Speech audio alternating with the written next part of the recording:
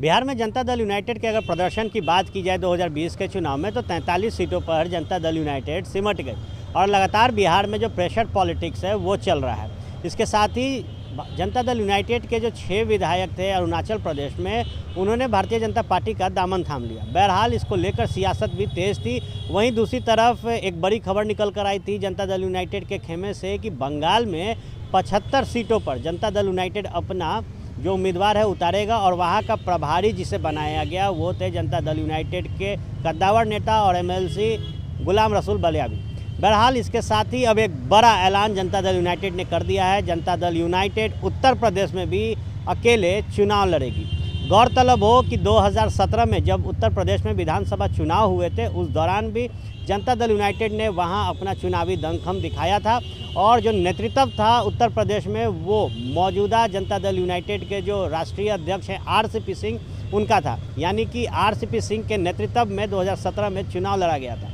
हालांकि उस दौरान जो संगठन था जनता दल यूनाइटेड का उत्तर प्रदेश में, जो वहाँ के कार्यकर्ता थे, उन्होंने आरसीपी सिंह को वहाँ का सीएम उम्मीदवार भी बनाया था। लेकिन जब परिणाम आए तो जनता दल यूनाइटेड काफ़ी निराशाजनक प्रदर्शन की। ऐसे में अब जब बंगाल के लिए जनता दल यूनाइटेड 2021 में होने वाले चुनाव के लिए तैयारी कर रही है, वहीं 2022 में जब उत्तर प्रदेश में चुनाव होंगे उससे पहले जनता दल यूनाइटेड ने अपना प्लेटफॉर्म उत्तर प्रदेश के लिए सेट कर लिया है। और इस बार जिसको कप्तानी मिलेगी, जो वहाँ का प्रभार संभालेंगे, वो होंगे केसी त्यागी।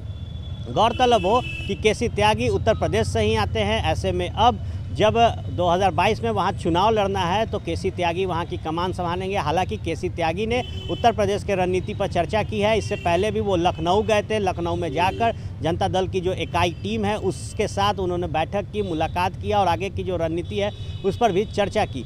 और इसके बाद अब जब उत्तर प्रदेश में दमखम दिखाने की तैयारी में जनता दल यूनाइटेड लग गया है, जो प्रभारी बनाए गए हैं वो केसी त्यागी हैं, तो उन्होंने साफ तौर पे कहा है कि इससे बिहार में जो एनडीए की सरकार है उस पर कोई असर नहीं पड़ेगा। बिहार की एनडीए सरकार एकजुट है। उन्होंने साफ तौर पे कहा कि जिस तरीके से गठबंधन धर्म का हमने पालन किया है बिहार में, उसके बाद अब समय आ गया है कि जनता दल यूनाइटेड अपने संगठन और अपनी पार्टी का विस्तार करे। और यही कारण है कि अब जिन भी राज्यों में विधानसभा चुनाव होंगे उन राज्यों में जनता दल यूनाइटेड अपने उम्मीदवार उतारेगी और जीत हासिल करेगी। इसके साथ ही उन्होंने कहा कि अब जब 2022 में उत्तर प्रदेश का चुनाव है उससे पहले ही हम तैयारियों में जुट गए हैं और उन उम्मीदवारों को टिकट दिया जाएगा जो बेहतर ढंग से उत्तर प्रदेश में अपनी साख बचाएंगे।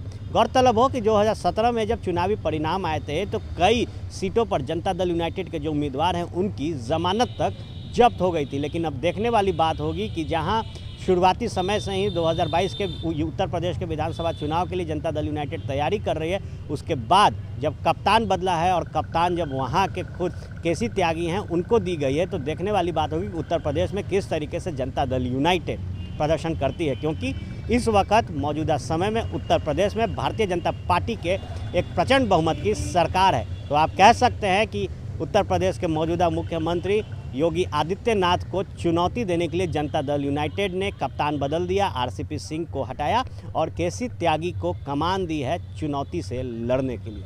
आप बने रहे फर्स्ट बिहार झारखंड के साथ। तमाम राजनीतिक गलियारों की खबरें आपको यहीं मिलेंगी। धन्यवाद।